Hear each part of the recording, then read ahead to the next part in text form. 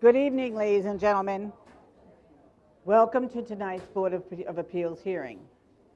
Before we begin, let me introduce some members of town government that act as advisors to this board. To my left is Paul Hennings, counsel to the board. To his left is David Flynn, assistant planning director. To his left is Blaise Donadio, a planner in the planning department. Now let me tell you why you're here tonight. New York State statute requires that any town that adopts zoning must also have a Board of Appeals to act as a relief valve, so those persons agreed by strict application of the zoning ordinance can seek relief without the expense of going to court. Town board can give Board of Appeals additional powers, such as special exception approvals, site plan approvals. In Smithtown, the town board has given this board authority regarding a certificate of existing use and some special exception uses. The most common kind of application before the board are area variances. Area variants deal with dimensions such as lot area, frontage, height, setbacks, and parking spaces. New York State statute mandates that the board must consider the following criteria in area variances. When you come to the podium to present your application, you need to address these 5 areas. They're posted here for you. Number 1, whether an undesirable change will be produced in the character of the neighborhood or a detriment to nearby properties will be created. Number 2, whether the applicant has other feasible alternatives. Number 3, whether the variance is substantial. Number 4, whether an adverse impact on the environment will be created. And number 5, whether the alleged difficulty is self-created. The statute requires the board to balance the interests of the applicant and those of the neighborhood or community. The statute further requires that the board shall grant the minimum variance shall deem necessary and adequate, and at the same time preserve and protect the character of the neighborhood and the health, safety, and welfare of the community. The board has powers to impose reasonable conditions for granting variances. Special exceptions are different than area variances. If we have a special exception, I'll explain the difference. Regarding procedure, cases will be called in order that they are advertised. When your case is called, please come forward, submit your affidavits and receipts to Mr. Donadio, and then you'll be sworn in at the podium and given the opportunity to explain to the board why you need the variance. If the applicant is done speaking, all interested parties will be given one opportunity and only one opportunity. So please, organize your thoughts, keep your remarks factual that are related to the case. And then I will ask the applicant to come back to the podium to answer your concerns. The board will then close the case and reserve decision. After all the hearings are closed, the board will review the cases and decide some of them. Others will be reviewed at a later date. There are 3 ways to find out the results of the case. Number 1, you can wait until after the public hearing, but there's no guarantee the board will act on your case tonight. Number 2, you can call the planning department tomorrow afternoon. And number 3, applicants can wait and be notified by mail. We do have one adjournment. Case 17022, West Development Partners. That has been adjourned to December 9th. Was there anyone here interested in that case? Okay, thank you. Okay, fine, thank you. Thank you, Madam Chair. The first case on the agenda, number 17197, John Colombe, 33 Knolltop Drive. The location of the property is the south side of Knolltop Drive, 605 feet east of Gibbs Pond Road in Nesconset. The property is zoned R15. The applicant requests a variance to reduce the minimum side yard setback from 16 to 8 feet and total side yards from 34 to 27 feet for an existing 50 square foot first floor addition. Reduce the minimum rear yard setback from 60 to 38 feet for an existing 280 square foot porch. Increase the FAR from 25 to 31%. May I have your name, please? John Colum, And your address, John? 33 Knolltop Drive, Wisconsin. Raise your right hand, please. Do you swear to tell the whole truth and nothing but the truth? I do. Thank you. Would you like this gentleman to speak for you? Yes. Okay, fine.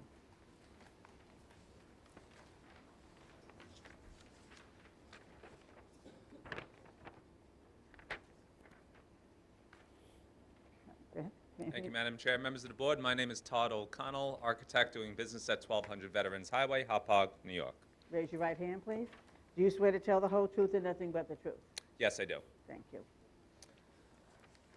I represent the Cullum family who are here with me this evening, and a couple things I would like to state about the lot itself. This lot is located in an R15 district, which requires a lot area of 15,000 square feet.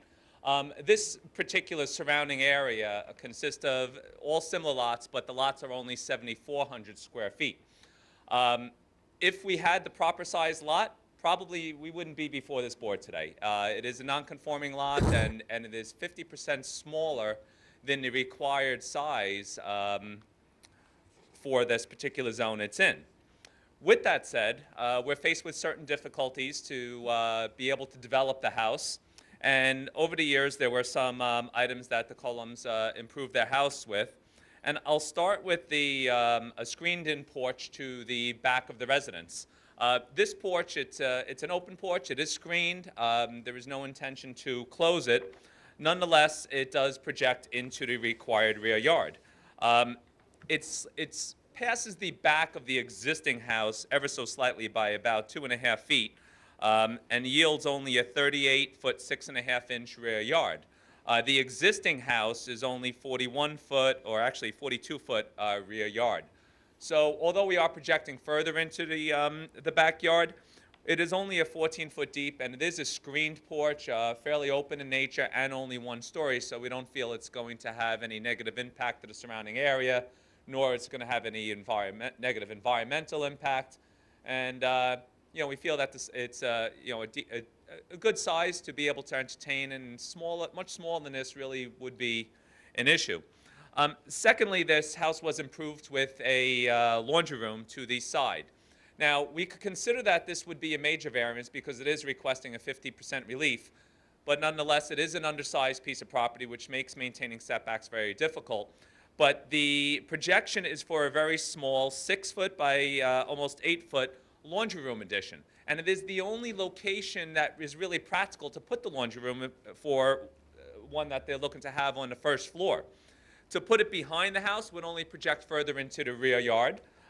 We would then need to access the laundry room through a door inside a family room, which isn't really practical for living purposes. Where the laundry room is accessed is through a mudroom or a foyer type area. So it's really the proper location for it. We don't feel it's going to have a negative impact on the surrounding area because it is towards the rear of the house. So when you look at the curb appeal of the front of the home, it's really no impact, to the way the neighborhood feels. Now,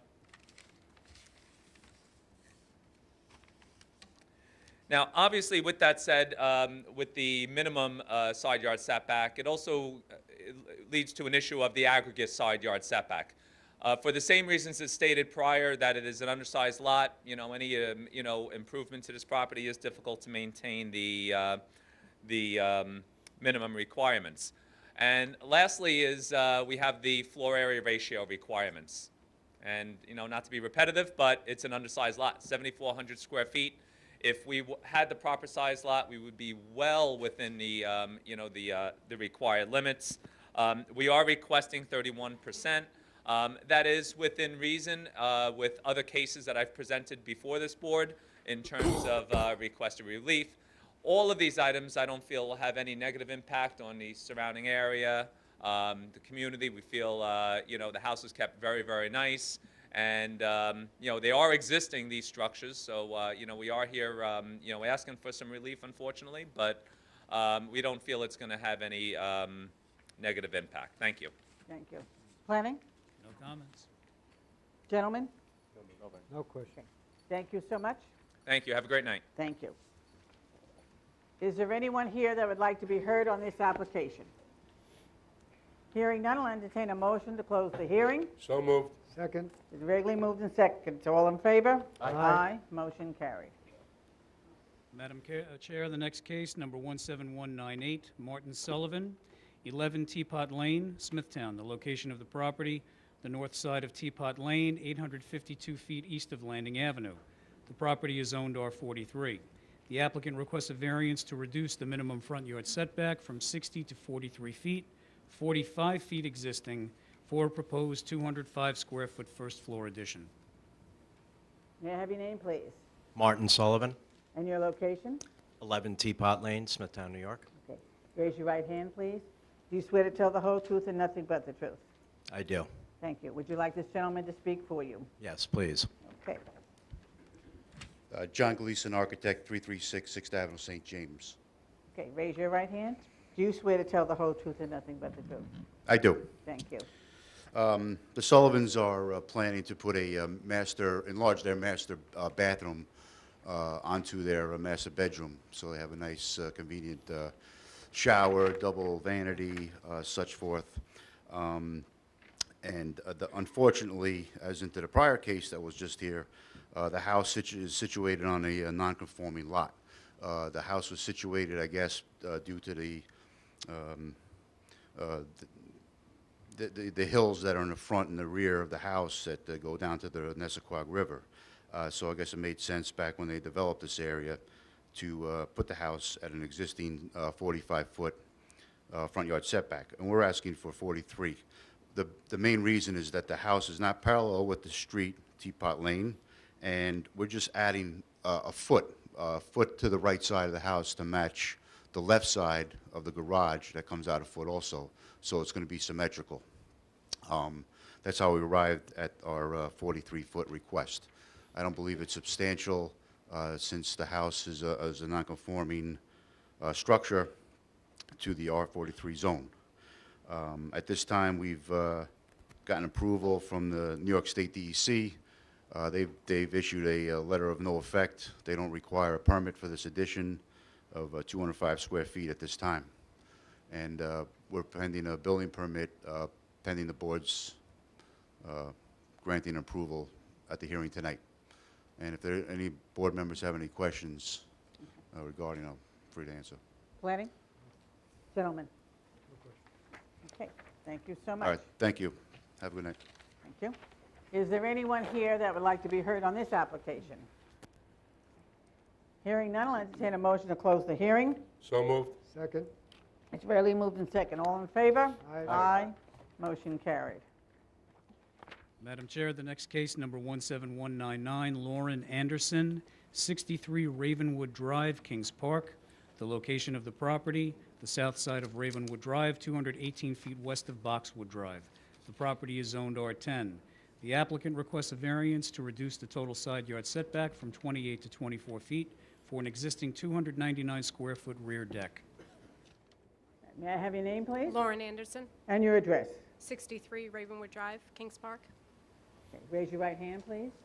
Do you swear to tell the whole truth and nothing but the truth? Yes, I do. Would you like this lady to speak for you? Yes, please. Thank you. Hi, I'm Grace Trinchetta, Designs Unlimited, 206 Main Street. No, first of all, let me Oh. have you spell your last name since Oh, we sure. have- Trinchetta. Okay, and your address. 206 Main Street, Farmdale, New York, 11735. Okay, raise your right hand. Do you swear to tell the whole truth and nothing but the truth? Yes.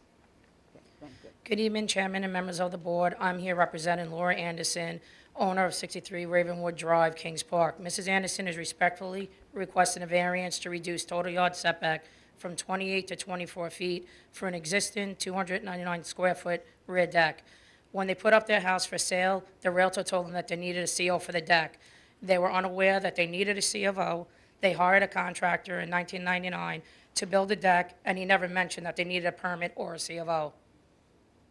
And that's it. Okay.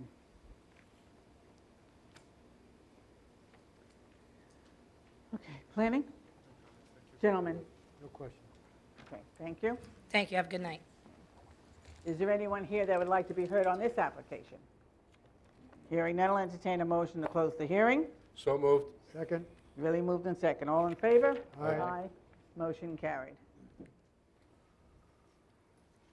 Madam Chair, the next case, number 17200, James Capaldo, 60 Broadview Avenue, Kings Park. The location of the property, the west side of Broadview Avenue, 557 feet south of Core Road. The property is zoned R10.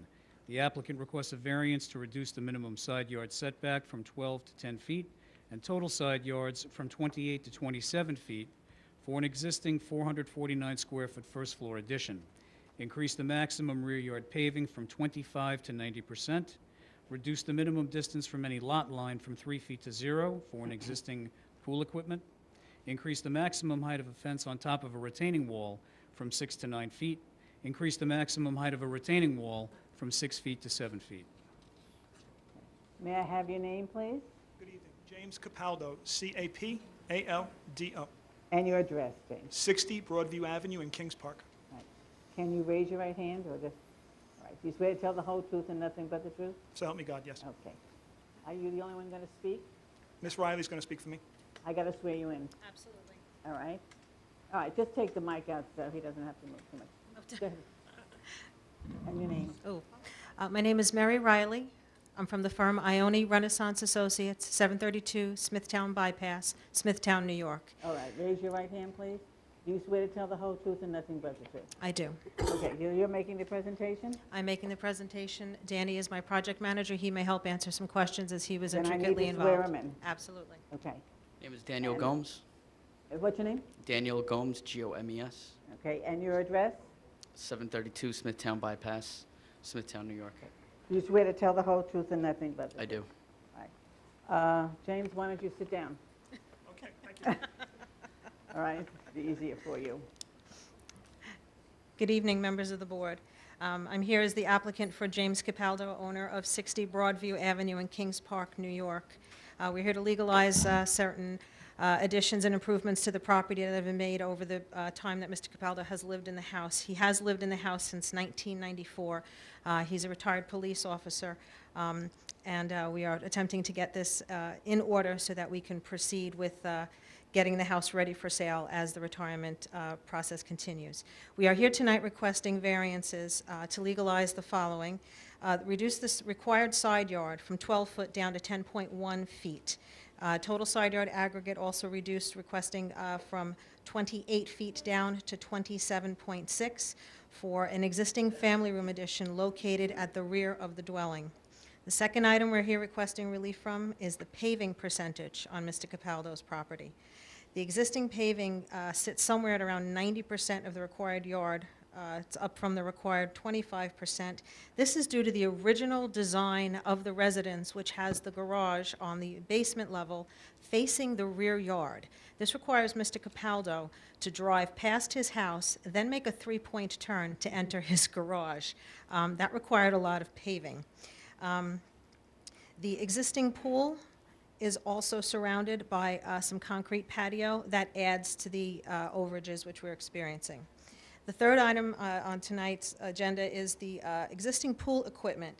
The existing equipment was sitting on a dilapidating rotted wood deck, and as per the building department's request, Mr. Capaldo removed the entire wood deck except for a small new portion, which is where that equipment sits currently. And the last thing that we're seeking relief from are two existing retaining walls. The first retaining wall, labeled D and E on the drawings, has a maximum height of 6'3" for a 19-foot long portion. That can be seen on drawing A2. Retaining wall labeled C, which is also an existing retaining wall, is 3'3" high, but there is a 5-foot chain link fence on top of it, causing it to exceed the total required height of 6 feet. The wall and the fence are acting as part of the pool enclosure. We do have some letters from the abutting neighbors stating that they are not in opposition to legalizing any of these existing conditions. You gave them in? Okay. And we'd be happy to answer any questions you have about this. Fleming? No comments. Gentlemen? No question. Okay, thank you so much. Thank you. Is there anyone here that would like to be heard on this application? Hearing none, I'll entertain a motion to close the hearing. So moved. Second. Rarely moved in second. All in favor? Aye. Aye. Motion carried.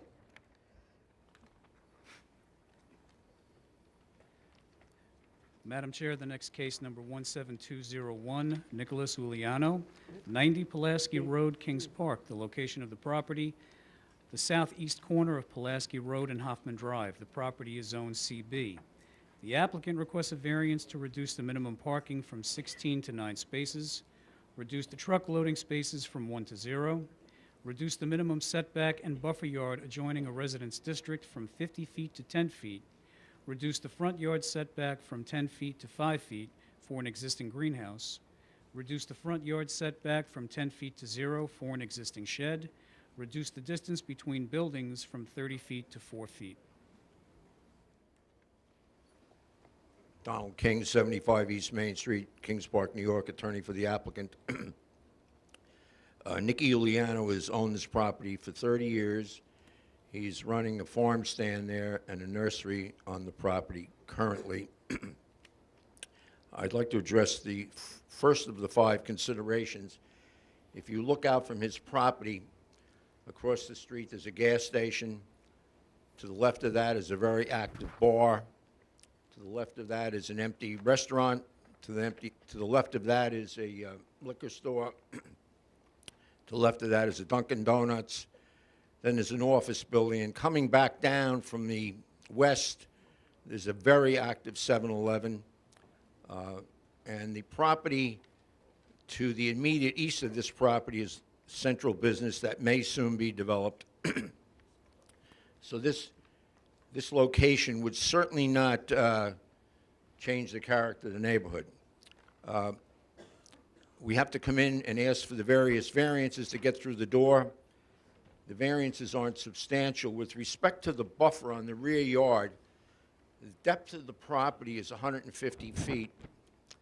And I don't know that and his property, I don't think quite reaches 150 feet, if you look at the 2 legs there.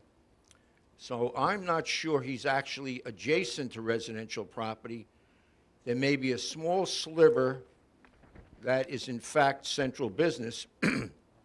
And years ago, I think on a McDonald's, this happened before, and I was not required to meet any buffer requirement, any 50-foot buffer requirement, if in fact the adjacent property with the residence has a small portion of central business. Certainly, we will put in, if you guys desire, some kind of buffering or screening, but it may not be absolutely required if, in fact, the residential property has a little bit of an inch or 2 of CB. It won't have an adverse effect on the environment. The house has been there for at least 70 years, and you may call it self-created in that he's operating a business in a central business district. That's it. Planning? Madam Chair, the Planning Department looked into this, analyzed it. We have a memo for your consideration.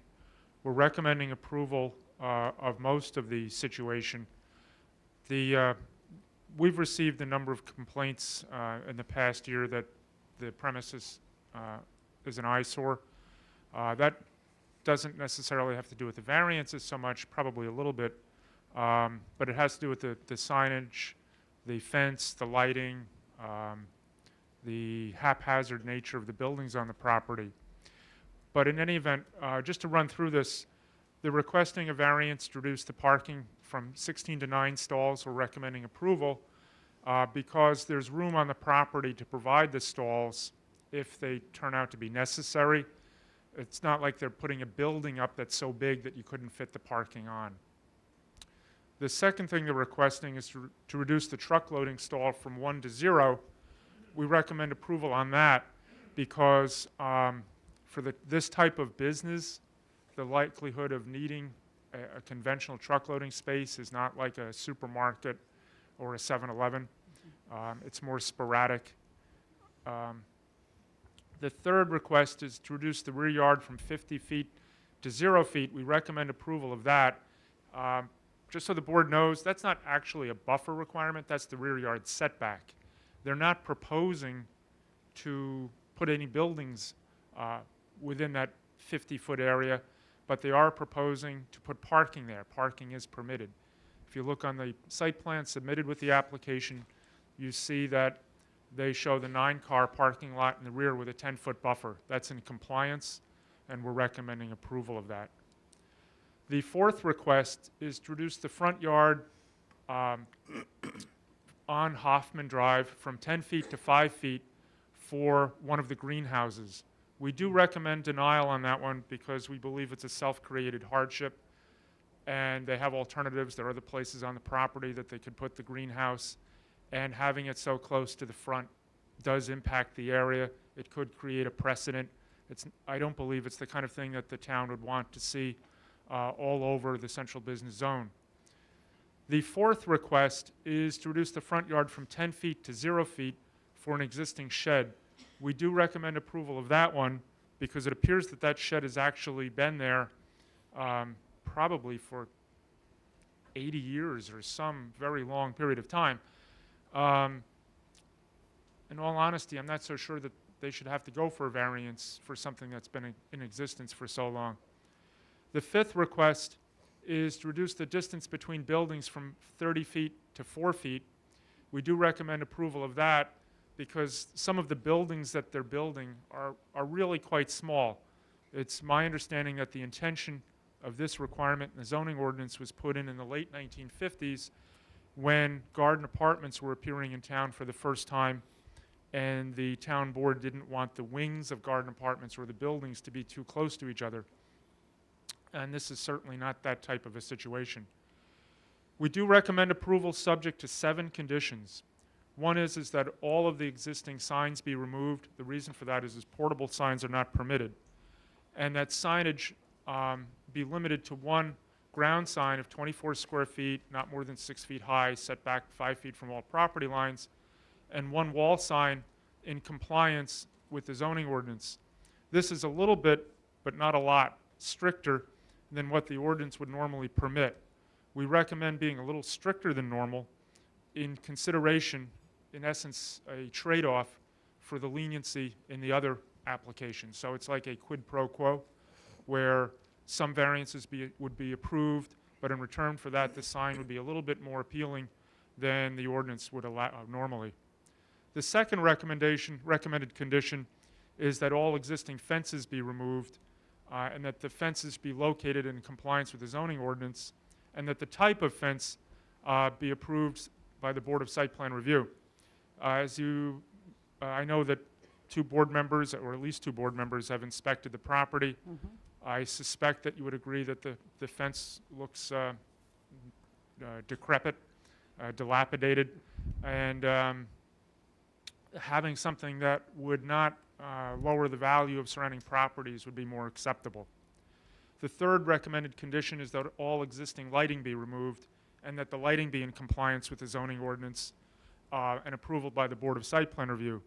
The reason for that is, again, the kind of lighting that's up there is unshielded, very disheveled looking, and to approve that here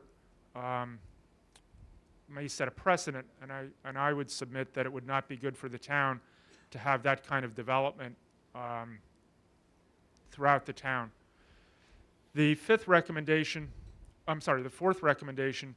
is that all of the structures, except for the original house and the wood frame shed next to Hoffman Drive that I previously mentioned, be modified as required by the Board of Site Plan Review. The reason for this condition is that I would submit that it's not really proper to treat someone who builds something without a permit easier than you treat somebody who asks first and then gets the permit. So I would treat this as though it isn't built yet. They come into the Board of Site Plan Review like anyone else. If the board allows the existing structures to stay as is, so be it. If not, so be that as well. Incidentally, just in summary of the effect of the recommended conditions, the only one of the structures out there that would need to be moved by this board's decision is the one greenhouse too close to Hoffman. There are about 3 or 4 other structures out there. They are in compliance and would not have to be moved. 3 or 4 other new structures plus the 2 old structures. The last 3 conditions have to do with timing.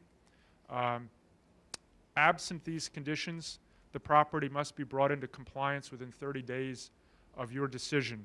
What we recommend is that they have till November 1st to remove the signs and the lighting, that they have till January 1st to file a site plan application, and they have until the following November 1st to complete all the work in accordance with the approved site plan.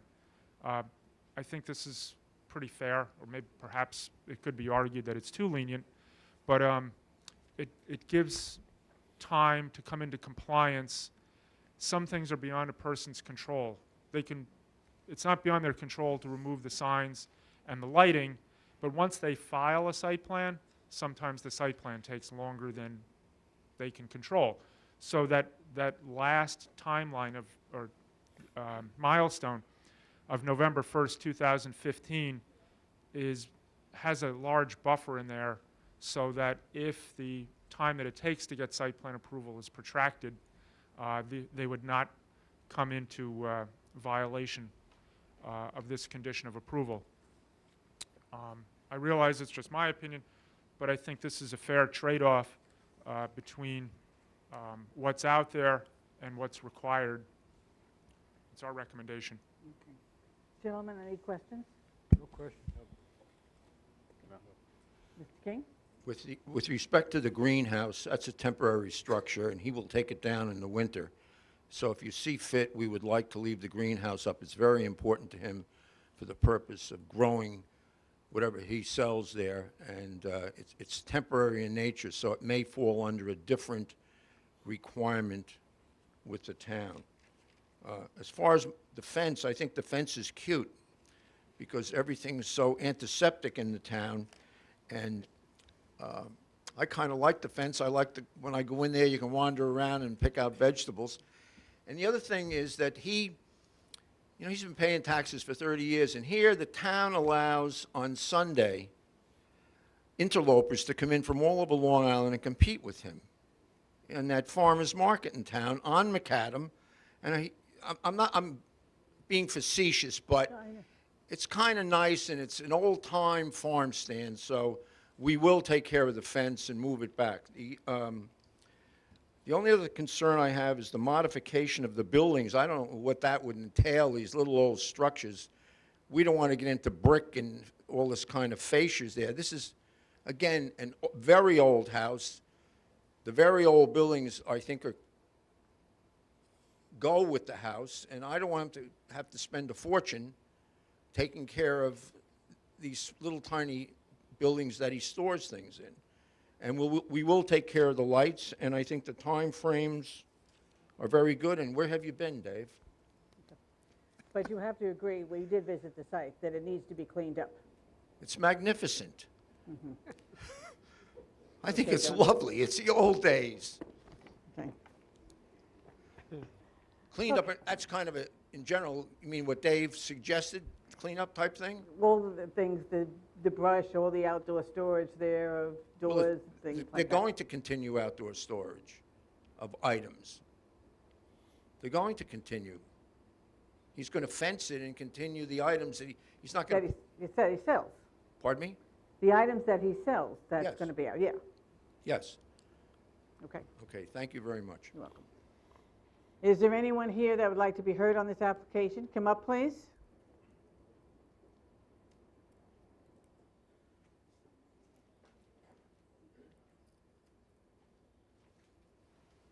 May I have your name, please, and will you spell your last name?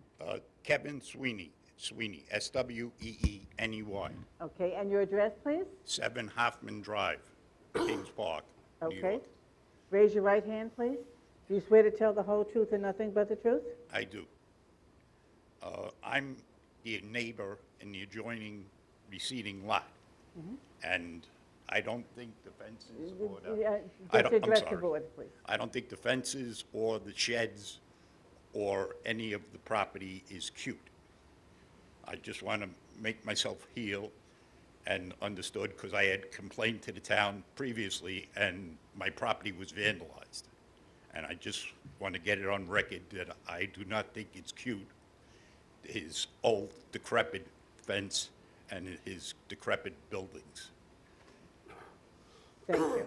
And as for the parking spaces, is he going to build the parking spaces with the wooden stacks of lumber that he splits and has the trucks come in and deliver the stumps that he pushes around with his catwalk vehicle in the daytime.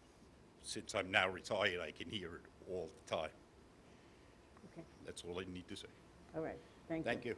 Anyone else? You want to answer that, Mr. King?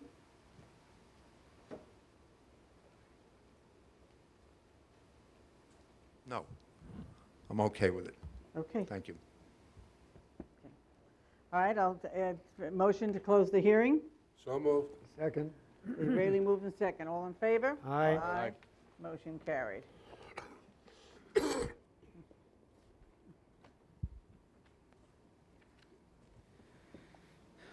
Madam Chair, the next case on the agenda, number 17202, Mario Solomita, 6 Nadia Court, Smithtown. The location of the property, the south side of Nadia Court, the east of Landing Avenue.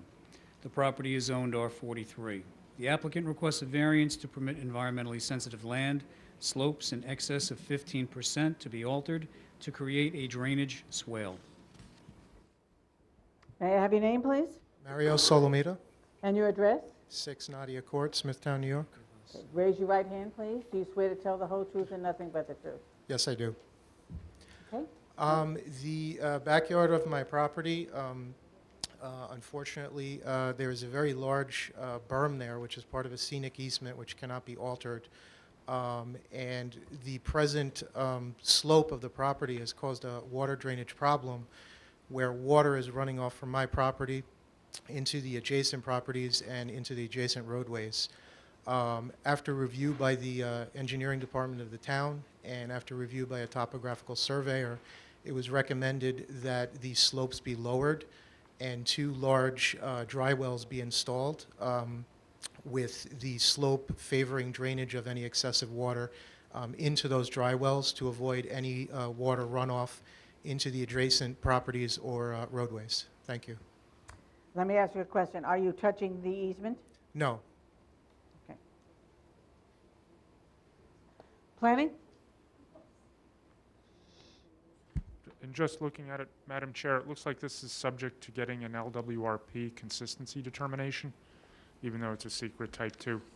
I don't know, have you applied for what they call a consistency determination of the waterfront program? In addition to obtaining a variance, the engineering department has required me to apply to the DEC for a letter of non-jurisdiction or a permit. I don't know if that's the same thing. Not quite. If you want, we could call you tomorrow, or you could call the planning department and see what needs to be done. If you want us to call you, give us your please, number. yeah, Okay. I can Or give you. You don't want to give it on TV, but afterwards. I can call you guys then. Okay. Okay. All right. Any other questions, gentlemen? No question. Okay. Thank you. Thank you so much. Is there anyone here that would like to be heard on this application? Come up, please.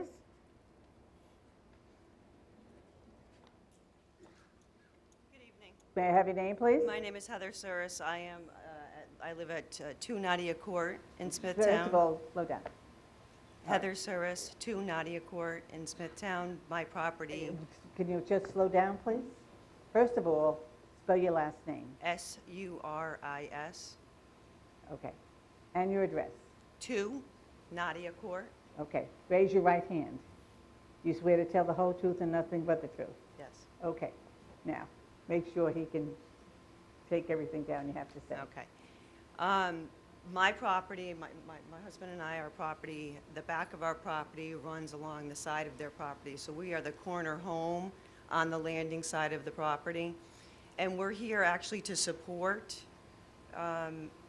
this application for the variance. Reason being, when we finished our backyard, that property that he lives on was undeveloped at the time. He has since moved in, the home's been constructed. And what we are dealing with as a neighbor is significant runoff of water, significant mud, significant drainage into our property. So we're looking to really try and push this along so that the water does get retained, especially as we go into the winter months and early spring next year. We want to make sure it's addressed properly, and we speed this along as quickly as possible to try and prevent what's been going on between the the property lines today. Okay, thank you so much. Anyone else? Okay, I'll entertain a motion to close the hearing. So moved. Second. Is ready, move to second. All in favor? Aye. Aye, motion carried.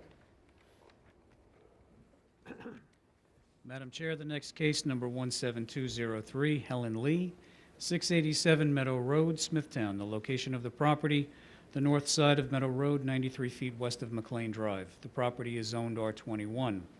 The applicant requests a variance to reduce the minimum side yard setback from 16 to 8 feet, reduce the minimum front yard setback from 50 to 33 feet for a proposed 398 square foot first floor addition, 568 square foot garage addition, 1,677 square foot second floor addition, 200 square feet of attic space, and 75 square foot portico.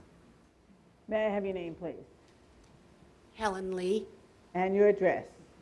687 Meadow Road, Smithtown, New York. Raise your right hand. Do you swear to tell the whole truth and nothing but the truth? Yes. Would you like this gentleman to speak for you? Yes, he's my husband. Okay. All right. You're going to have to raise that mic. You can sit down if you'd like. If you want to. Yeah. And let me have your name. Hi, my name is Ken Russell, And your address? 687 Meadow Road, Smithtown, New York. Okay. Raise your right hand, please. Do you swear to tell the whole truth and nothing but the truth? Yes, I do. Okay, thank you. All right, you want to tell us why you're here, please? Okay, yes. We basically have been living in the house since 1996. It's an existing non-conforming structure. I'll be honest, it's been an eyesore when we bought the place. We hoped that it wouldn't still be an eyesore, but it is. And it's also out of date with the neighborhood and with our needs and basically with the feel of the neighborhood. So we're basically trying to, along the existing property lines, structure lines, I mean, update and modernize the house, make it a little bigger. At the time, we weren't realizing that we were going to have two kids who were going to be living with us, but we now do. And basically, there's not enough rooms in the current house for everybody to have their own room or bathroom facilities. There's one bathroom. So we basically, being the eyesore or ugly duck of the neighborhood, we pretty much want to just modernize, being, compatible with our neighbors on all sides. And we're not looking to make anything that's outlandish or oversized. I think we'll still be probably one of the smaller houses with our current abutting neighbors. So that's basically what we're looking to do. I think that's pretty much it. Okay, thank you. Planning? Okay. Gentlemen? No question. Okay, thank you so much. Thank you. Is there anyone here that would like to be heard on this application? Okay, hearing now, I'll entertain a motion to close the hearing. So moved. Second. You really moved in second. All in favor? Aye. Aye. Motion carried. Madam Chair, the next case, number 17204, the estate of Isidore and Murray J. Welsh, 16 Elder Drive, Comac. The location of the property, the south side of Elder Drive, 94 feet east of Blue Spruce Lane. The property is zoned R10. The applicant requests a variance to reduce the minimum rear yard setback from 50 to 47 feet and reduce the side yard from 12 to 9 feet for an existing 450 square foot sunroom, reduce the minimum side yard setback from 12 feet to 2 feet for an existing 44 square foot first floor addition, and reduce total side yards from 28 to 7 feet.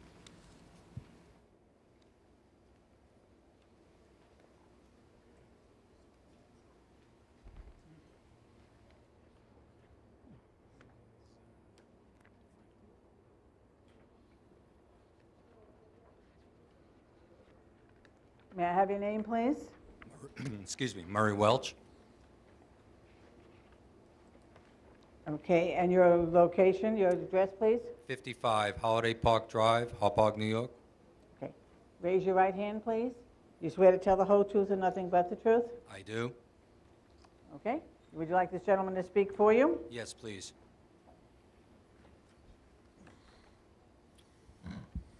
Good evening. Your name and address, please. Louis Castellano, 2693 Middle Country Road, Lake Grove, New York. Okay. Raise your right hand, please. Do you swear to tell the whole truth and nothing but the truth? I do.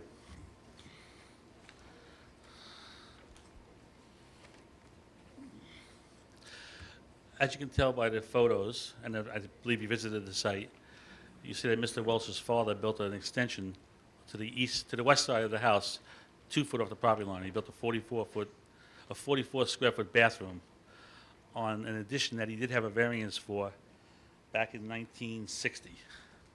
He went for a variance for that side yard, and he was approved for that. He also did a variance for the garage on the east side, which he also has a permit in the CO for. However, sometime after 1971, he added the bathroom on. It's been existing for about 37 years, and he added a enclosed porch in the rear yard, enclosed patio. It has no heat in it; it just has electric and a barbecue. We have spoke to 6 or 7 of the neighbors that have lived there for over 30 years, and they have no objection to it. We do realize it is substantial, but it's been sitting there for 37 years and hasn't bothered anybody. It shouldn't affect any of the environment. It is self-created, and the estate is just looking to sell the house and move on and get rid of everything.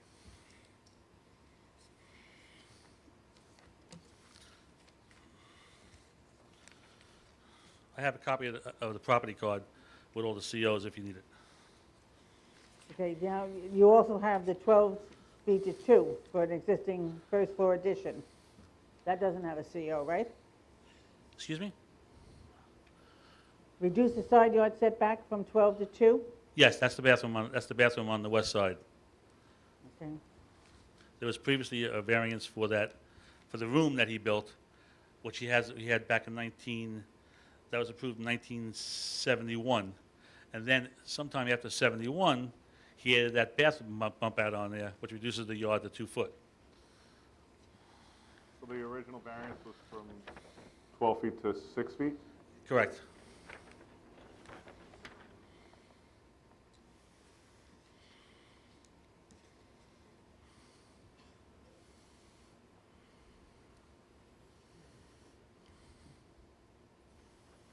Okay.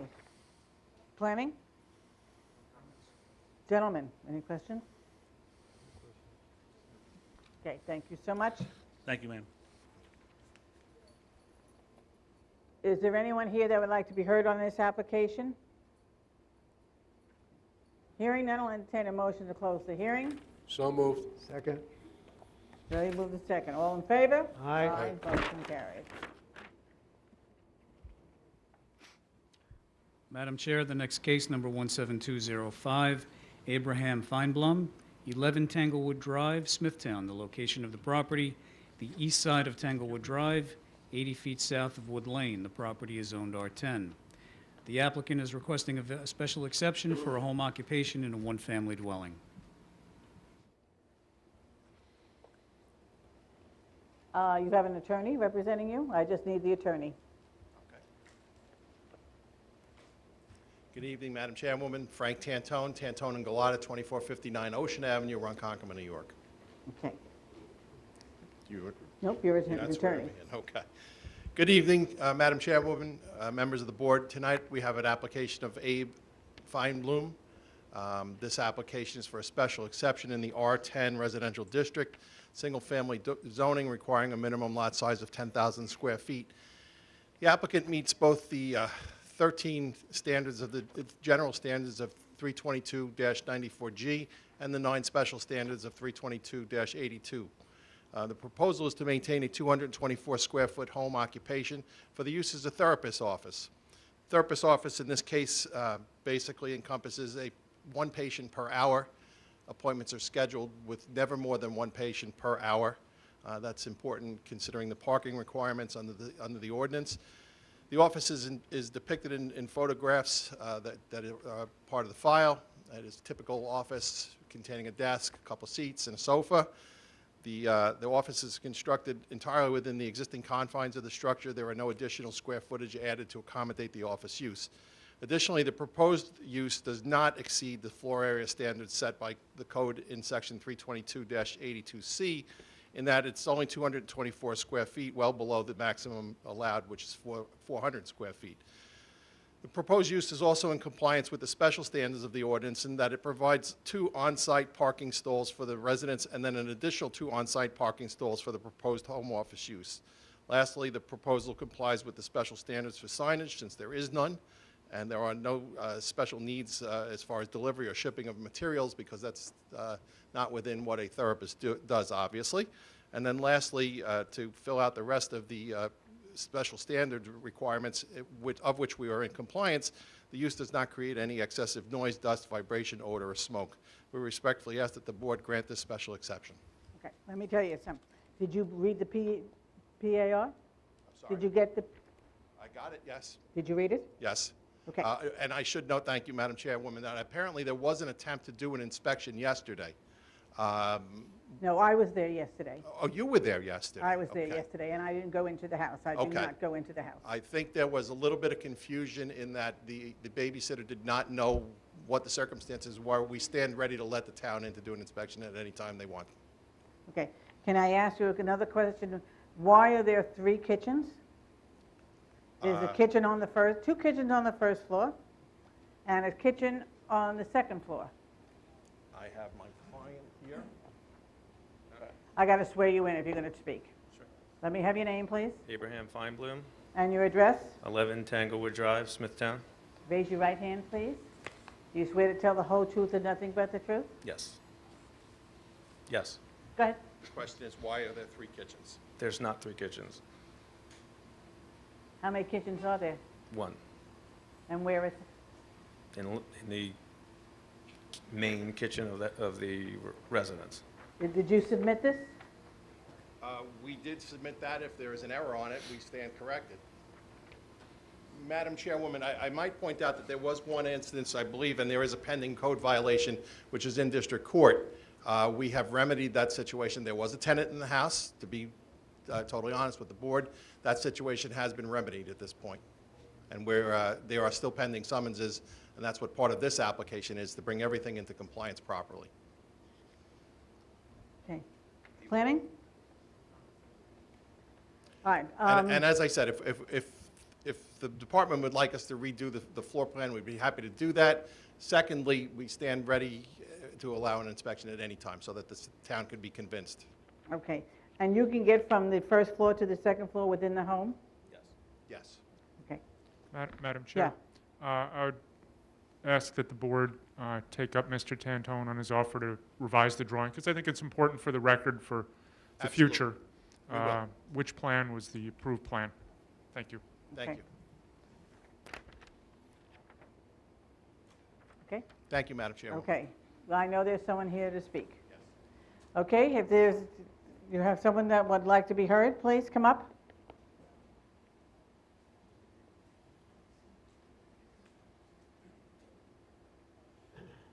Thank you so much.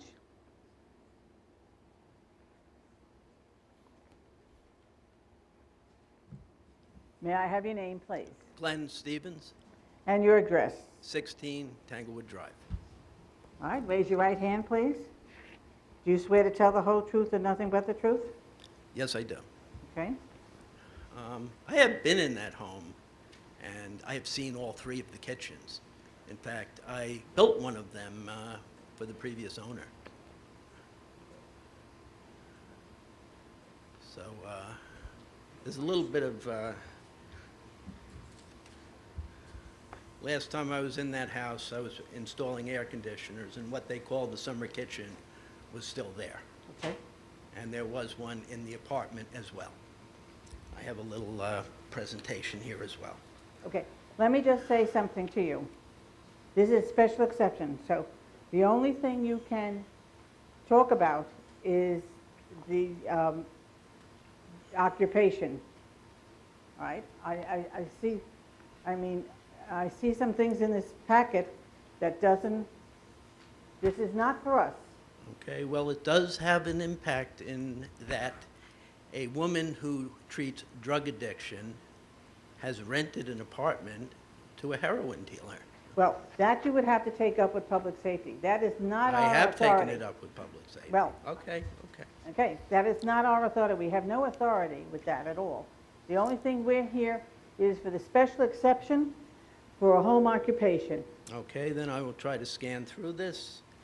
And good evening. I am Glenn Stevens. I live at 16 Tanglewood Drive, across the street from this proposed variance. The question before this board is, should Erica Feinblum, a psychotherapist whose portfolio includes the treatment of drug addiction, be granted this variance to allow her to use her home to treat her patients? It is the duty of this board to see to it the variance would not violate the provisions and spirit of the Smithtown Code and preserve the character of our neighborhoods. The provisions of the Americans with Disabilities Act should not be left by the wayside either. Her office is defined as a public accommodation under that law. The town of Smithtown is obligated to take this into consideration. My mother, father, and I are the ones primarily impacted by the traffic and the garbage generated by this office. Despite the assertion that they have a 4-car driveway, they never used it. There are nannies that watch her children as well, and none of the patients ever park in the driveway. They are always on the street. So it's difficult to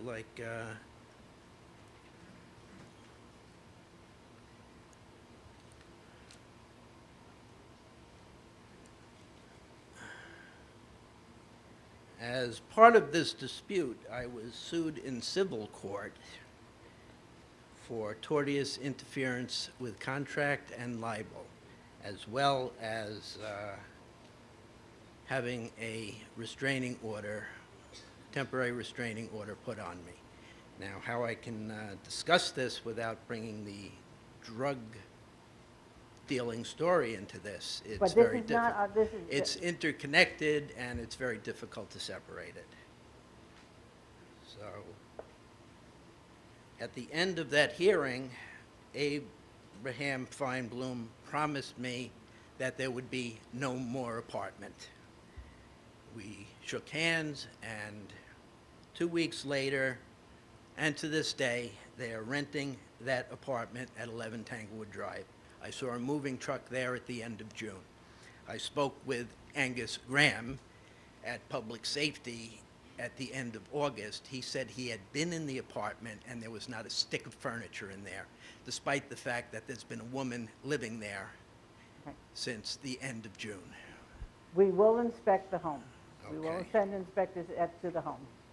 And the general consensus in the neighborhood seems to be, as long as all the traffic issues are, my mother, father, and I are the only ones who have to deal with the traffic issues, because all of the traffic usually parks right behind our driveway, that, you know, there's nothing wrong with this whole concept. So, Erica Feinblum once stated to me, referring to her patients, "I keep the really dangerous ones at the office." That implies that there is a level of danger that is being prorated to accommodate her 1 or 2 days at the office.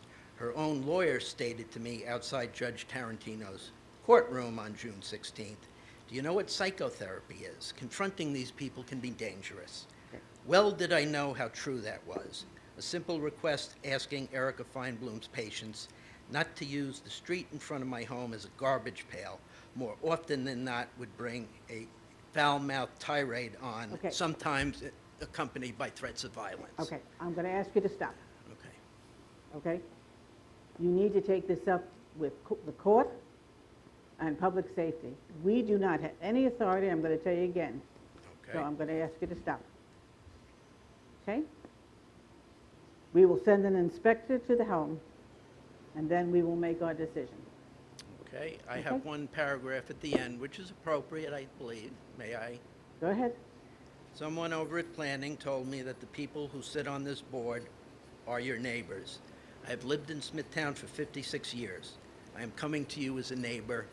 I urge you to deny this variance. Our homes, our children, and our lives will be the safer for it. Thank you so much. Okay, thank you.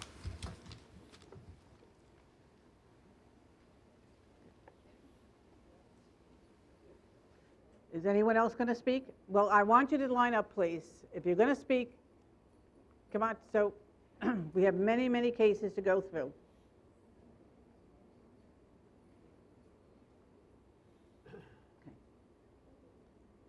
May I have your name, please?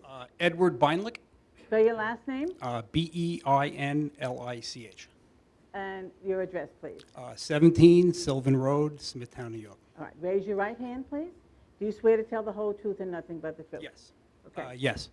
Go ahead. I bought a house in a residential neighborhood, and I would like it to stay that way.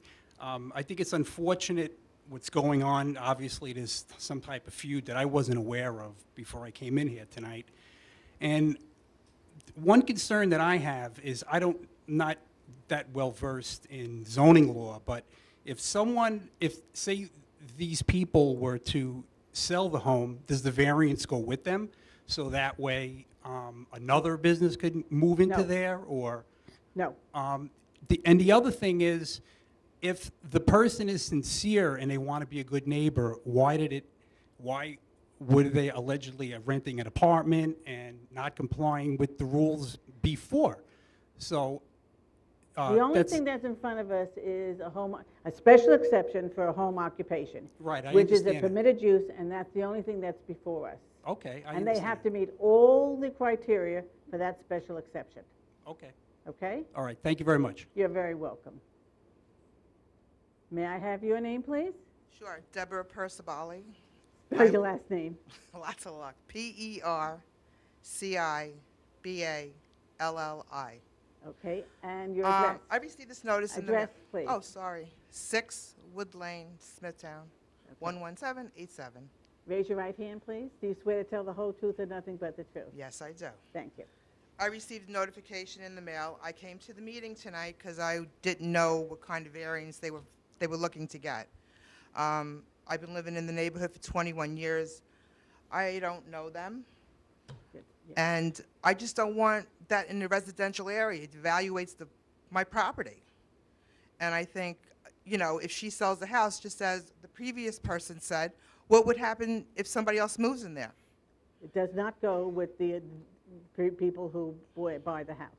It only goes for her for this special exception for this occupation.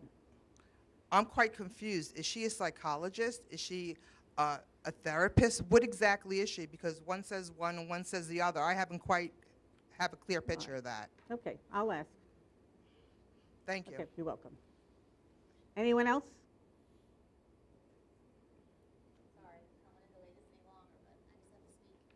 Let me have your name. Alicia Gay, Spell your last name Gay, and your address. 20 Tanglewood Drive. Okay. Raise your right hand, please. Do you swear to tell the whole truth and nothing but the truth? Yes. I just want to speak on behalf of my neighbors. I lived literally like catty-cornered across from them for the last, I guess, almost 7 years, and have had no issues with parking. I have 2 young children. One of my sons goes to school with her daughter. No issues with the people coming in and out of the house. Never a problem. I actually work from my home office as well. I'm in sales. And I've never had an issue at all with my neighbors. I've been in their home. I've fed their cat, walked their dog. So I have no issues with this at all. Okay, thank you so much. Mr. Tantone? Before anybody else? Okay, Mr. Tantone? Just briefly, because obviously the board has a busy evening tonight. My client is a licensed clinical social worker. That is her official title and degree, and that's the nature of the work that she does. The only other thing I would offer to the board, for what it's worth, if it would like, is an order by the Honorable Andrew Tarantino under index number 2014-05851, basically in the case of Feinblum versus Stevens, ordering Mr. Stevens to stay away from the Feinblums. Okay. I don't know if you want that, but I have it available for the board. Nope. Thank you. Okay. No. I asked? No.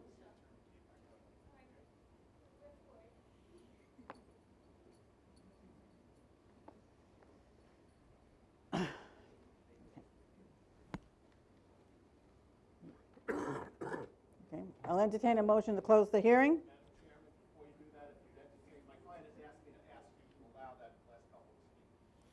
Okay. Is that agreeable with you? Okay. Come on up then. Where did they leave? Come on up quickly, please. That's why I asked you before the attorneys.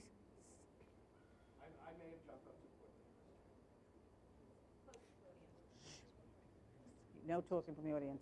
May I have your name, please? Horatio Soares, Spell your last name Soares, and your address. 14 Tanglewood Drive. Okay, raise your right hand, please. Do you swear to tell the whole truth and nothing but the truth? I will. Go ahead.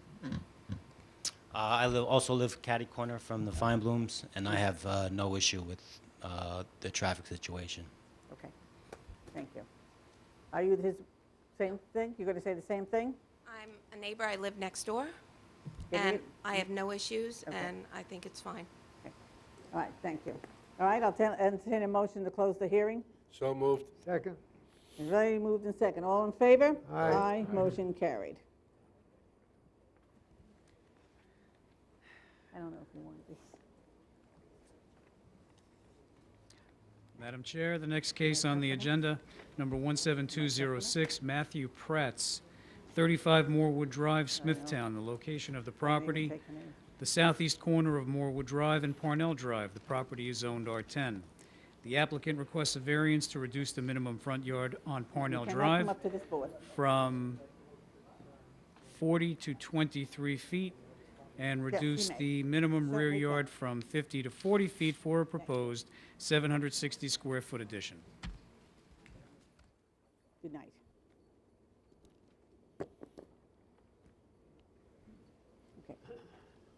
Okay. May I have your name, please? Matthew Pratt, And your address? 35 Morewood Drive, Smithtown. Okay, raise your right hand, please. Do you swear to tell the whole truth and nothing but the truth? I will. Tell me why you're here. Thank you. I'd like to, I'm appearing here tonight to request a variance for the support of expanding my current home. We bought the home in 1998, my wife and I. Since then, we've had 2 children. And what I'm seeking to do is increase the quality of life of my home. It's a 1,200 square foot ranch on over a third of an acre at the corner of Morewood and Parnell. The home is a 3-bedroom residence. It will remain a 3-bedroom residence. All I'm seeking to do is increase the size of the 2 children's bedrooms, add a bathroom and a den. The impact in the area is nothing that I can see. Again, we're going out towards Parnell. It will not affect the traffic at the intersection of Morewood and Parnell. We're not going any closer to Morewood Drive, and I don't have anything else, actually. Okay. Planning? Madam Chair, maybe this is the obvious. It's very close, but the lot has a strange shape, and if it didn't have such a strange shape, they could probably comply. Okay, thank you. Gentlemen, anything? No. Thank you so much. Thank you. Okay. Is there anyone here that would like to be heard on this application? Hearing none, I'll entertain a motion to close the hearing. So moved. Second. It's rarely moved in second. All in favor? Aye. Motion carried.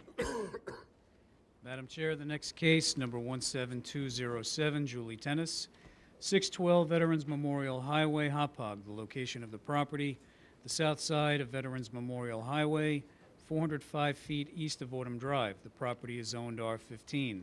The applicant requests a special exception for a home occupation. Madam Chairman, members of the board, my name is Vincent Tremarco. I represent the applicant. I've submitted the affidavits of posting and mailing to David Flynn. As you can see from the application, this is a special exception for a home occupation. And I'm sure you're all familiar with the area.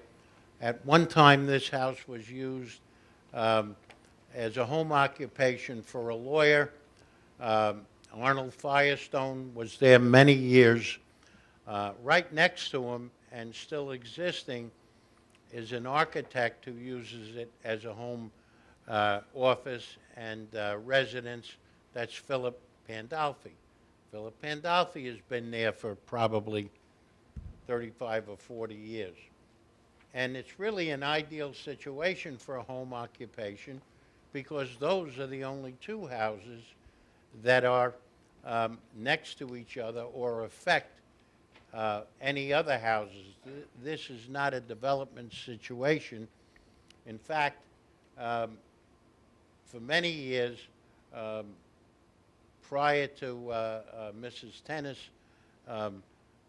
obtaining the residence, we always talked about changing the zone there because it doesn't make sense to live on Veterans Highway for a one-family residence. However, Mrs. Tennis does live there with her family, and she also conducts a psychic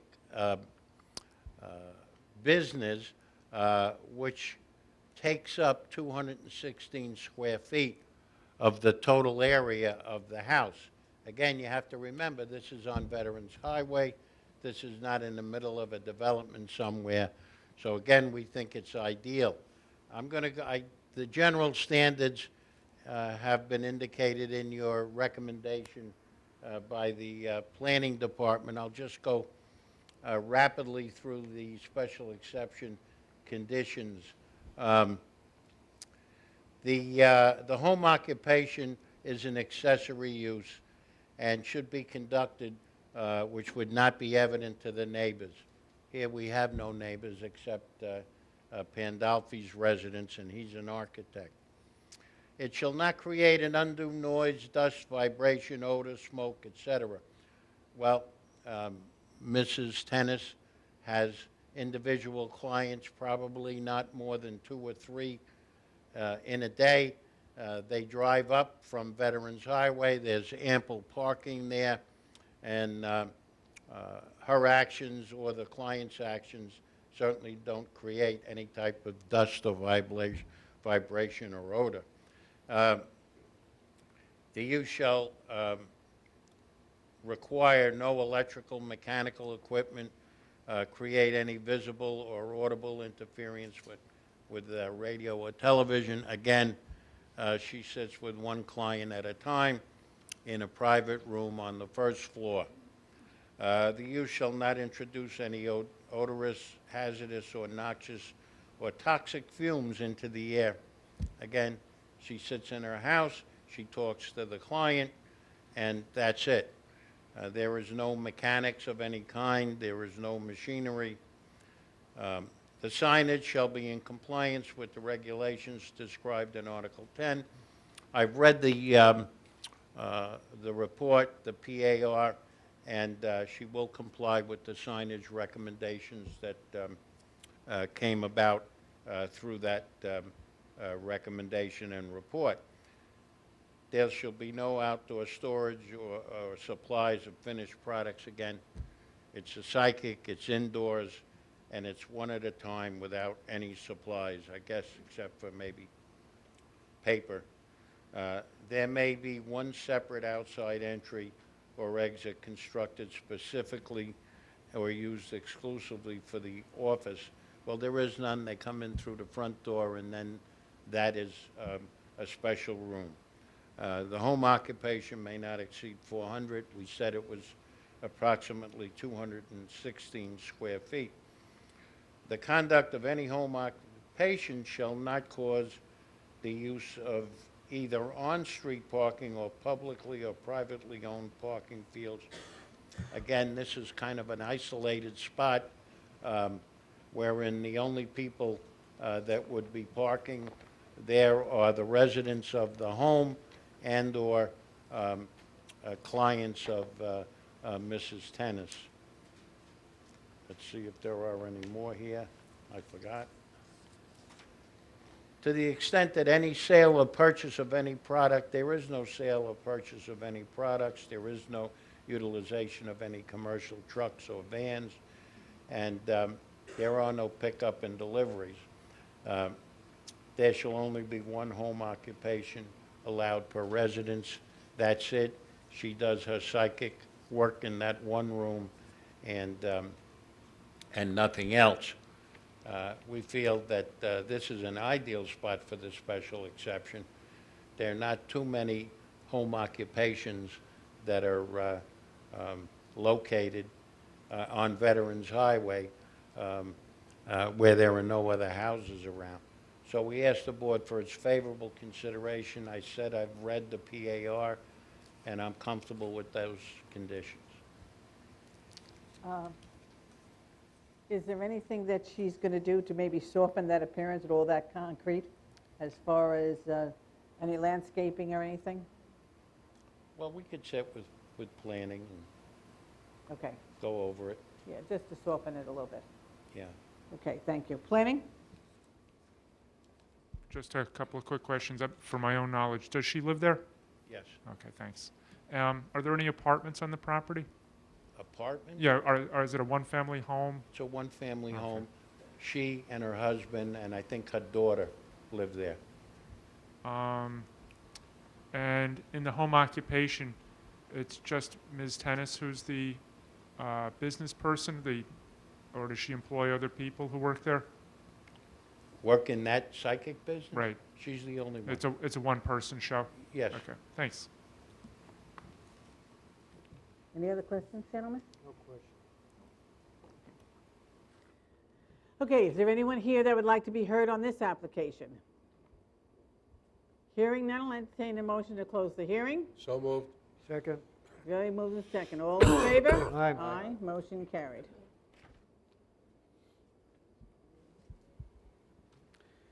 Madam Chair, the next case, number 17208, Robert Skelfo, 205 Core Road, Kings Park. The location of the property, the east side of Core Road, 757 feet north of Twin Oaks Drive.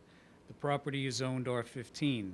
The applicant requests a variance to reduce the lot area from 15,000 square feet to 12,156 square feet for lot number 1 due to environmentally sensitive land.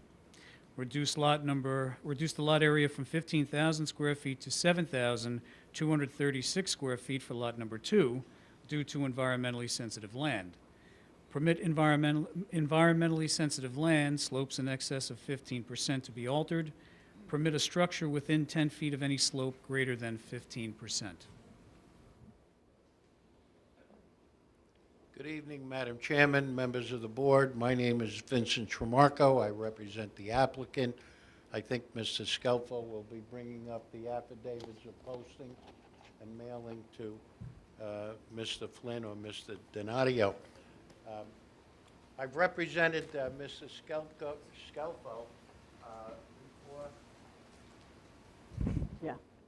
before the planning board, and as this board knows, the planning board does not make decisions with respect to steep slopes, which basically that's the variance that we're asking for tonight. This is the proposed map that was presented before the planning board, I guess about a month ago. And with the requests for variances for the steep slopes, the planning board, of course, sent us to this board, and that's why we're here tonight. I'm going to ask Mr. Skelfo, who took a myriad of pictures here on Core Road and around Core Road, to show you and inform you as to the rolling nature of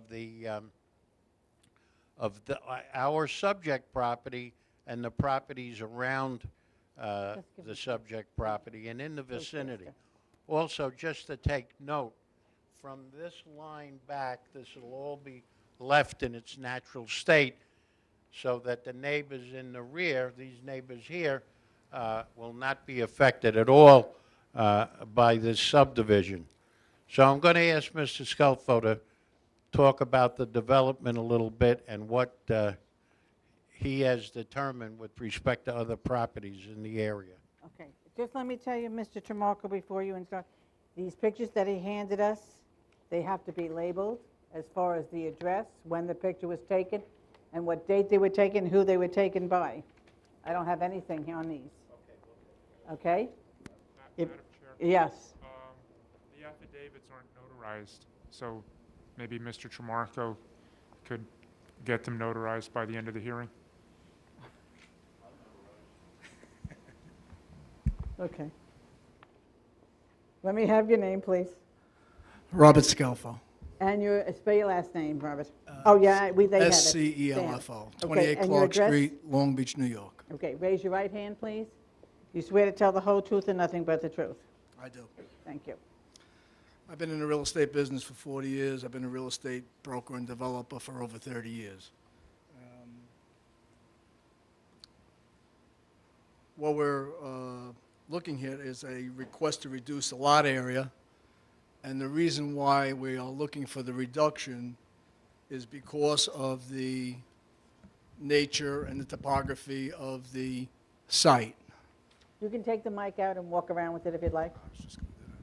Thank you. Just flip it up.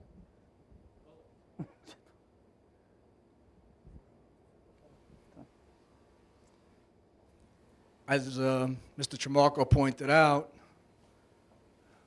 it is a fairly large area. The area in total is almost an acre, or just shy an acre, and we're looking to develop the area. Most of the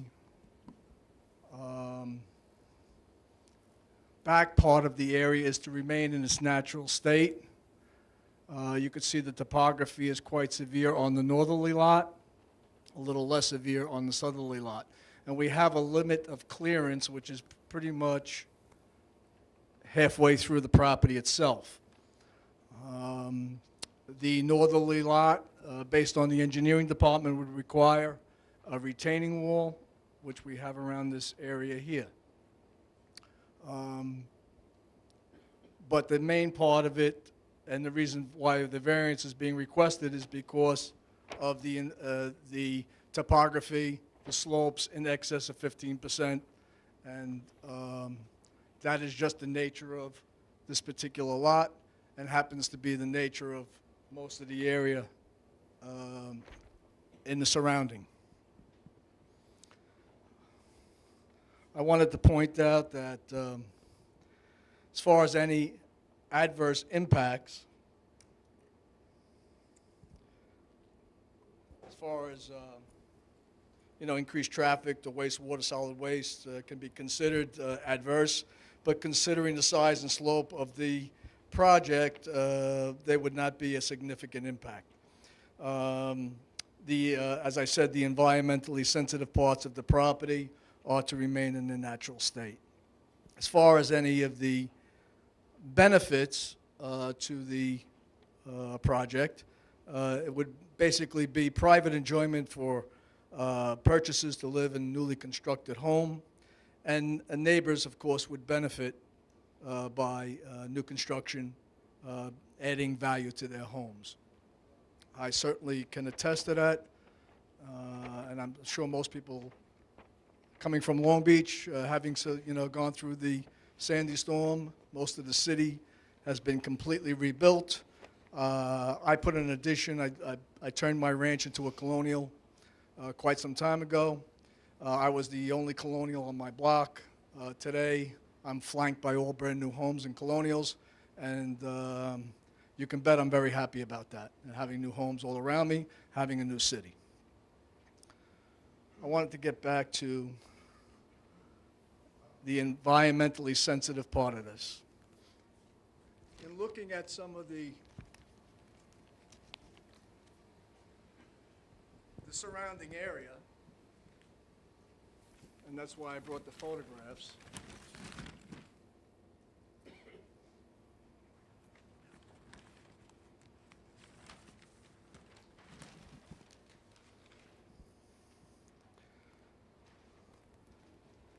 Most of the area completely, even by the names of some of the streets that we have, most of them to the northerly part of it, you have Valley Road, you have Broadview, you have Oak Hill, Country Oaks, and this whole area, as you go up Core Road, is nothing but rolling hills. That is the nature of the area, and the whole area has been developed in what I would say is environmentally sensitive area, because you can see by the amount of retaining walls and sloping driveways and built on beautifully landscaped. I had to add that because I was just floored by some of the beautiful things that were done with the side of the hills. You could take Core Road here, which is a sweeping street that goes up and down through, as you go down it, up north, as you head up towards the Fort Salonga Road. You have homes that are set up high. Like I said, there is retaining wall after retaining wall, homes way up in the sky, and this whole area has been developed in what I would call environmentally sensitive area. With the fact that we are preserving the environmentally sensitive part of the property that we're talking about, and in lieu of the fact that most of the area is that way and of that topography. Also, even my neighbors to the north and south have retaining walls on the south side. My neighbors to the north, the home right above them is, I don't know if I have it pointed out in this particular, but it's probably 10, 15 feet to the north of them, higher than their particular ground, because it's on the side of the hill as it's sloping down. So this is the nature of the beast up in the area there. It's gorgeous, it's beautiful, it's been well done, it's been well constructed, and I believe that's about it. I appreciate the board hearing me. Okay. Are you speaking, Mr. Jamarco, anymore?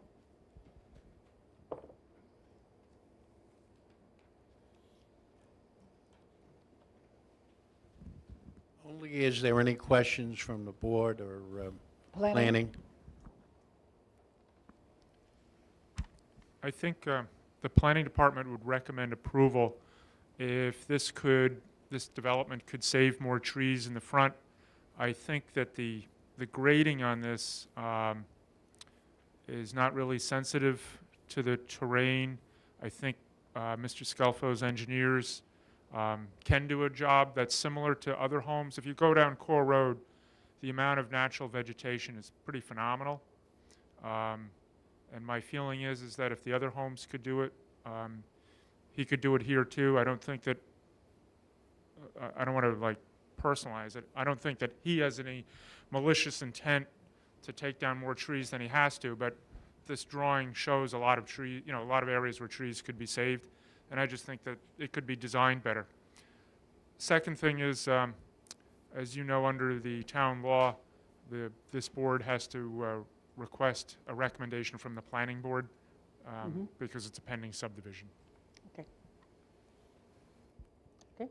Yes, in answer to Mr. Flynn, we certainly do not want to cut down any tree more than we have to, not only for the aesthetics part of it, but it costs money to cut trees down and take them away.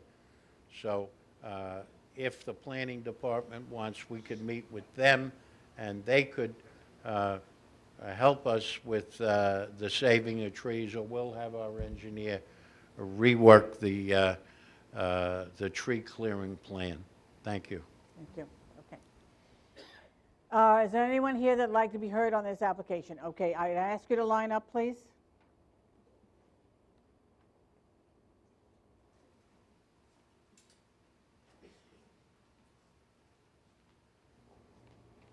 Okay.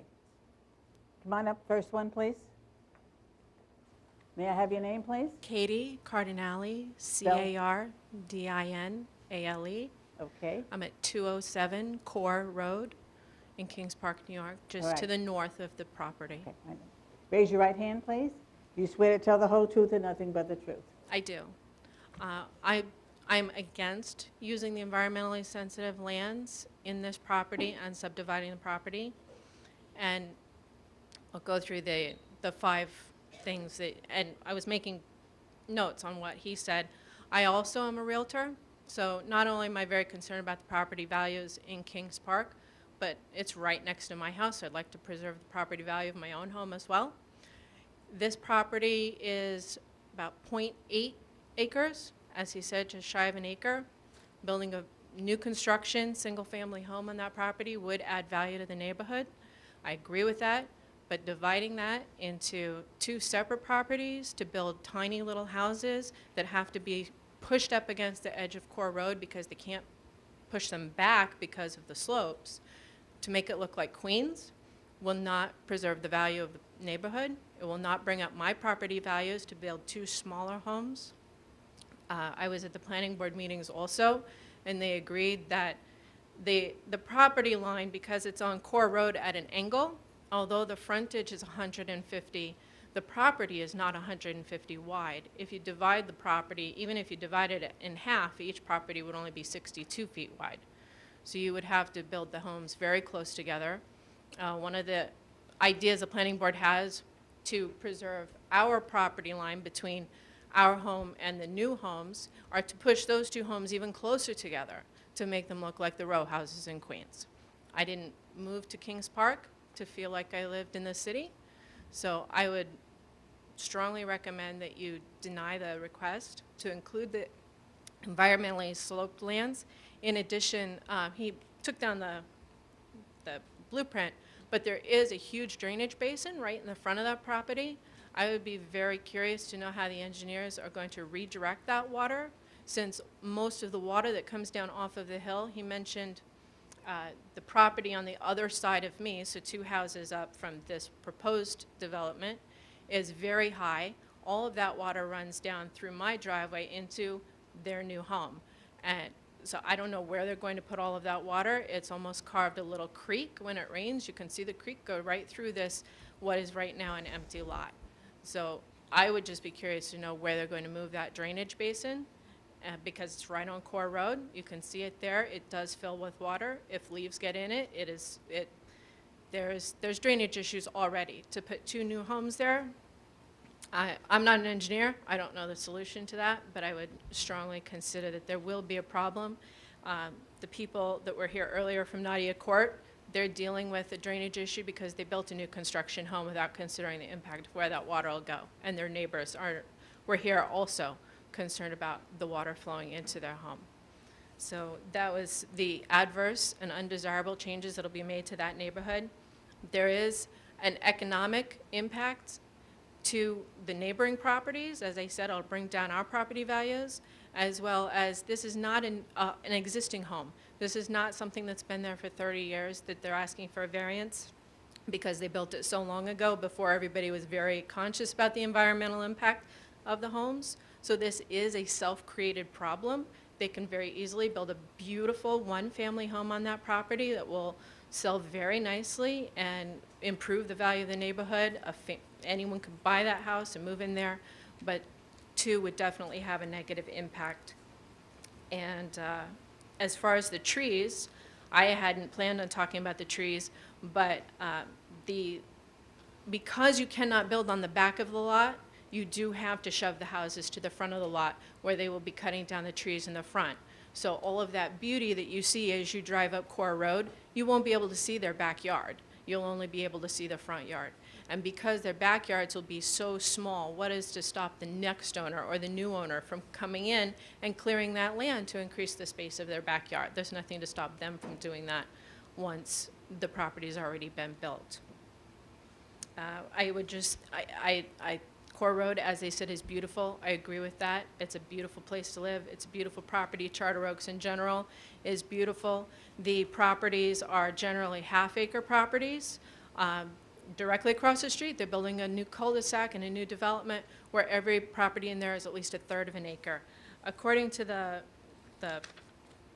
printout here, one of the properties will only be 7,200 square feet. That's very, very small in comparison to the neighbors around us. That is, it is really 15,000 square feet. It's 7,236 feet because of the environmentally sensitive land. Okay, so the 7,200 square feet still has to be up right near the street.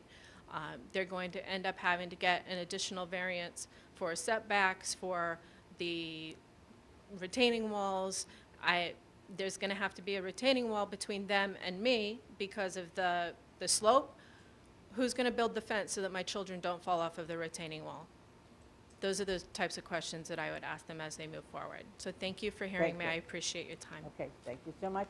Next, please. May I have your name, please? Mary Kaila, Spell your last name. Kaileh. Okay, and your address? I live at 203 Core Road, Kings Park. Okay, raise your right hand, please. Do you swear to tell the whole truth and nothing but the truth? I do. I live next door to the property, and I moved here from Seaford for the privacy. Just to build 2 homes next door to me is going to take so much away from my privacy. The traffic is a concern because the way the property occurs by my house, a lot of cars lost control just at the corner of my house and knocked down my mailbox, my garbage cans. I have 4 cars in my driveway. Just to add up 8 cars next door, that's going to be too much traffic. That also, what she said, that drainage on the front of the property, that's a concern to me. I wanted to know what's going to happen to that drainage. It's a beautiful property. 1 house I was expecting, but 2 houses to live like the way I lived in Seaford, no, I wasn't expecting that. Okay, thank you so much. Thank you. Next, please. May I have your name, please? My name is Billy Vassell. I live at 90 Twin. Excuse me. Spell your last name, please. Vassel. Okay, and your address? 90 Twin Oaks Drive. All right, raise your right hand. You swear to tell the whole truth and nothing but the truth? I do. Thank you. Can I put the map back? Can somebody put the map back? Okay, he'll put it back for you. Basically, I'm having a terminology problem.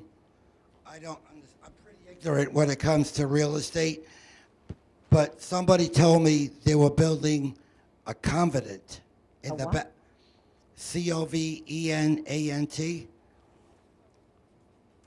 Covenant. A covenant? A covenant. A covenant. Covenant on the property, probably. Oh. And I didn't understand what a covenant is. David, do you want to explain it, please? Sure. A covenant is like a limitation, like a prohibition, a legal prohibition, usually of doing something, like you can't fill or you can't cut down trees. It's usually somebody's right to do something on someone else's properties. It's often the government. People give the government the right to prevent something on their own property. Well, here is my question. This part here and this part over here is supposed to be a covenant. They will not tear down the trees at all. It will be untouched. One of the properties only will have a retaining wall. The other property will not. Does that mean in the future he could push back all this back property and clear it at a later date? Or is it illegal by law to cut these trees down? Will somebody have the option at a later date to cut all these trees down for clearing? Do you want me to answer that? Yeah. Okay. A person cannot cut down the trees on the part of the property where the slope is steeper than what they call 15%. As an example, if you're familiar with Broadview Avenue off of Core Road, the steepest part of that road is at just about 15%, if you want to visualize what 15% is. So just under the zoning ordinance itself, whether this land is split into 2 or stays as 1, and even if there is no covenant, the portion of the property where the land is steeper than 15% must remain in its natural state. And is that guaranteed by law, or can they change it at a later date? Well, laws can always be changed by legislative bodies, as far as I know. The current legislative body normally can't bind a future legislative body. If 20 years from now or whatever, a different town board said that law is stupid, we don't like it, let's repeal it, it could happen. Oh, so only right now they're not going to clear the back. But there's no guarantee 10 years from now all these trees can come down. Well, I don't want to get into like an argument, but a covenant can be modified too. Suppose they had a covenant, an agreement, and then 10 years they go back to the town and say, hey, could you change the agreement? That could get changed. So it can't It's hard happen. to say anything is really certain in life. Yeah. Well, Death you- and taxes, I know. You answered my question. Okay.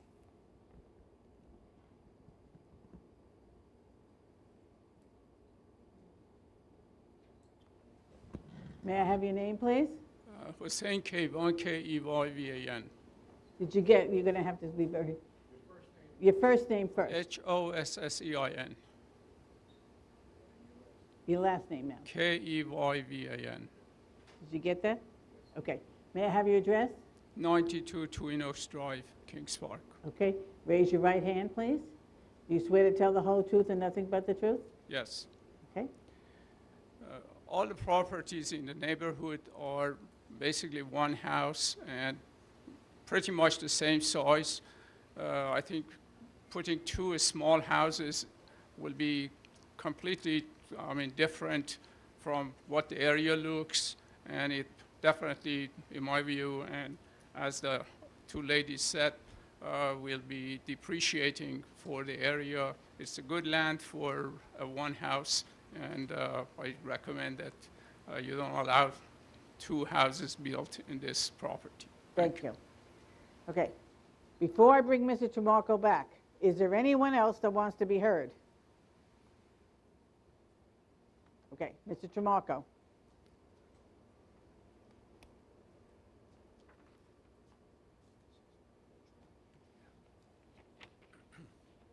Just a couple of comments. Number one, the drainage, any drainage when you build a new home or homes, drainage is required by the engineering department, and the town of Smithtown engineers tell the builder or developer, this is the drainage that you have to put in if you want to build a house here. So the issue of drainage will be taken care of by the town. And the other thing that I guess we didn't make clear is what we're applying for is a variance with respect to the steep slopes. The other applications for the two houses on the narrow lots and all of that, according to the people, that's before the planning board, who will make a decision one way or the other. It's not, as this board knows, before this board. Finally, to elaborate just a hair on what David said, it's true that laws can be changed, and so can covenants, but when you file a covenant, it's filed with the county clerk, and if that covenant says you can't take down trees in a certain area, and you do, there are ramifications to that. So a covenant, if required, and I think it would be filed with the county clerk, and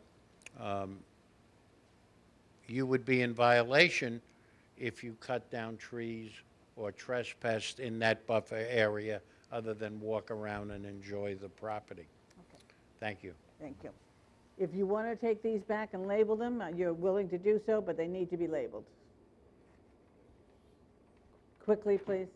Yes, I just wanted to clear up something that was said about the drainage and by my neighbor.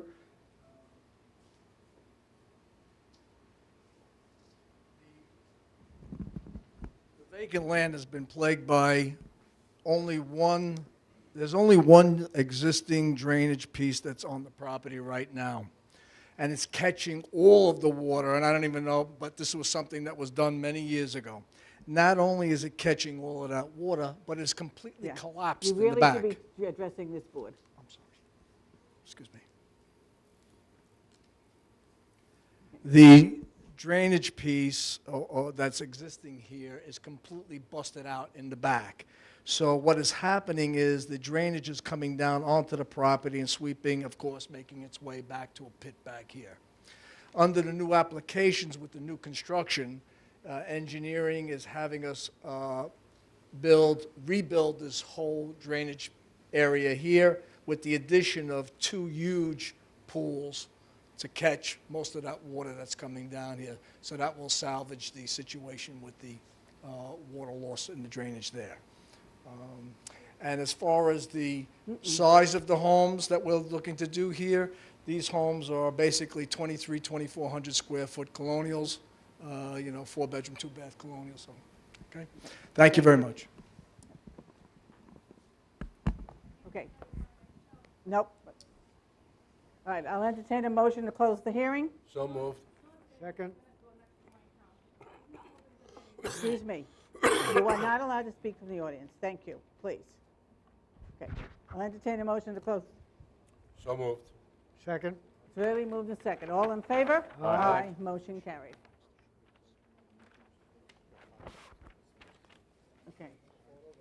They should probably change One the set, tape and you can now. take the others back, because we don't need to have all these sets in the file. All right? Just label one set.